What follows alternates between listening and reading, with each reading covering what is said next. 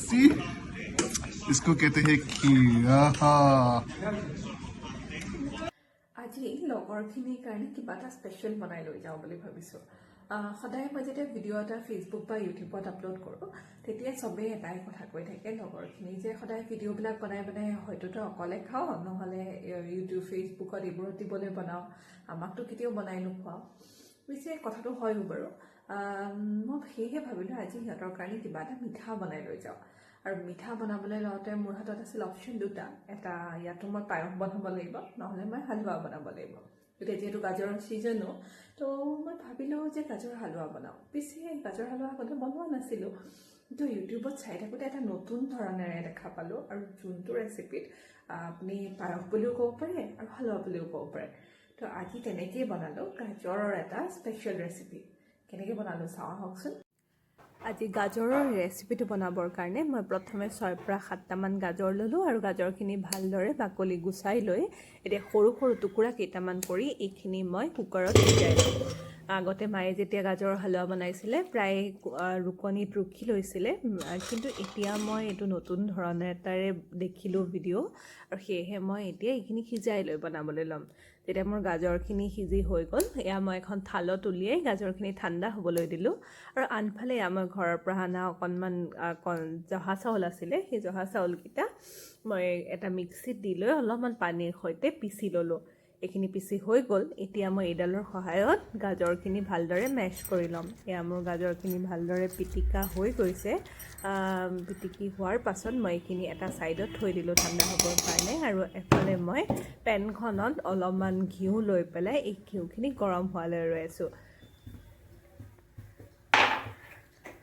ঘিউখিনি যেতিয়া গৰম হ'ল তেতিয়া মই এনেদৰে ভালদৰে কেৰাহীটোত লৰাই ল'লোঁ আৰু লৰোৱা হোৱাৰ পাছত ইয়াতে মই প্ৰথমে অলপমান কাজু আৰু অকণমান দালচেনি আৰু দুটামান ইলাইচি দি লৈ পেলাই মই এইখিনি ভালদৰে ভাজি ল'ম এনেকুৱা কৰিলে বৰ ধুনীয়া ইলাইচিৰ গোন্ধটো আহিব তো এনেদৰে ভাজি হোৱাৰ পাছত এইখিনি মই এটা ছাইডত থৈ দিম আৰু ছাইডত থৈ পেলাই মই ইয়াতে এতিয়া গাজৰখিনি ভাজি ল'ম এইখিনি হৈ গ'ল হোৱাৰ পাছত মই এতিয়া গাজৰখিনি ইয়াত দিলোঁ এই সময়খিনিত কিন্তু আমি গেছৰ ফ্লেমটো ল' ৰাখিব লাগিব যাতে গাজৰখিনি ধৰি নাযায় বা পৰি নাযায় আৰু ভালদৰে গাজৰখিনি ভাজি খায় এতিয়া মই এনেদৰে লৰাই গাজৰখিনি ভাজি ল'লোঁ ভাজি হোৱাৰ পাছত এতিয়া মই অলপমান সময় ৰৈ দিছোঁ যাতে ইয়াৰ পানীটো ওলায় আৰু পানীটো মই ভালদৰে শুহি যায়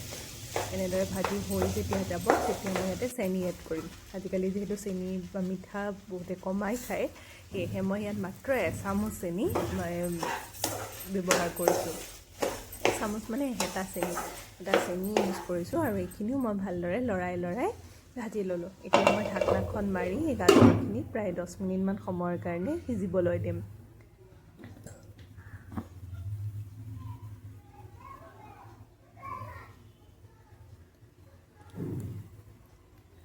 গাজৰখিনি যেতিয়া এনেদৰে সিজি যাব আৰু চেনিটো ইয়াৰ ভালদৰে মিক্স হৈ যাব তেতিয়া মই আকৌ অলপ সময় লৰাই পেলাই এতিয়া মই সেই চাউলখিনি ইয়াতে এড কৰিম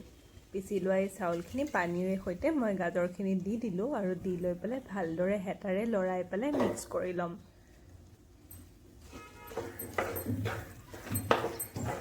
এনেদৰে ধুনীয়াকৈ মই মিলাই ল'লোঁ মিলাই গোটেইখিনি হোৱাৰ পাছত এইখিনিও মই সিজিবৰ কাৰণে অলপমান সময় থৈ দিম মই আগতে এনেদৰে বনোৱা নাই আজিহে ট্ৰাই কৰিছোঁ আৰু ট্ৰাই কৰোঁতে পিছত যেনিবা খাবলৈ ভালেই হৈছিলে বাৰু এনেদৰে এইখিনি মই ভালদৰে ভাজি ল'লোঁ ভাজি যেতিয়া হৈ যাব এতিয়া মই ইয়াত গাখীৰখিনি এড কৰিম একেবাৰতে গাখীৰখিনি নিদি লাহে লাহে মই এনেদৰে দি লৈ পেলাই হেতাৰে লৰাই থাকিলোঁ গাজৰখিনিত গাখীৰ দি দিয়াৰ লগে লগে ইমান সুন্দৰ কালাৰ এটা আহে নহয় মোৰ এই কালাৰটো বৰ ভাল লাগে এয়া মই এনেদৰে গাখীৰখিনি ইয়াত এড কৰিছোঁ প্ৰায় আধা লিটাৰমান গাখীৰ আছিলে আৰু এইখিনি মই এড কৰাৰ পাছত এতিয়া ইমান ধুনীয়াকৈ উতলি আহিছে গাজৰখিনি এনেদৰে যেতিয়া উতল আহিব উতল অহাৰ পাছত আপুনি অলপ সময় এৰি দিব গেছতে যাতে এই ভালদৰে মিক্স হৈ যায় গোটেইখিনি আৰু ইয়াতে মই অলপমান কেশৰ এড কৰিলোঁ সেইটো কাৰণে কালাৰটো বৰ ধুনীয়া হৈ গ'ল পিছত ক্লিপটো লোৱা নহ'ল আৰু যি নহওক আৰু একদম শেষত মই এই যোনখিনি কাজু মই ভাজি লৈছিলোঁ সেইখিনি মই গুড়ি কৰি লৈ পেলাই মই ইয়াৰ ওপৰত দি দিলোঁ আৰু এয়া অফিচ গৈ পোৱাৰ পিছৰ দৃশ্য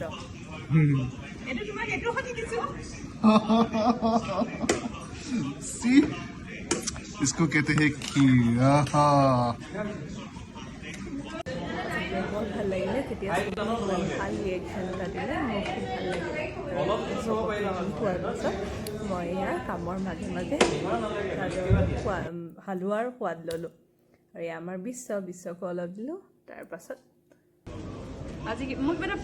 আগৰ জন্মত কিবা এটা পুণ্য কৰিছিলোঁ যাৰ কাৰণে আজি এইটো দিন পাইছোঁ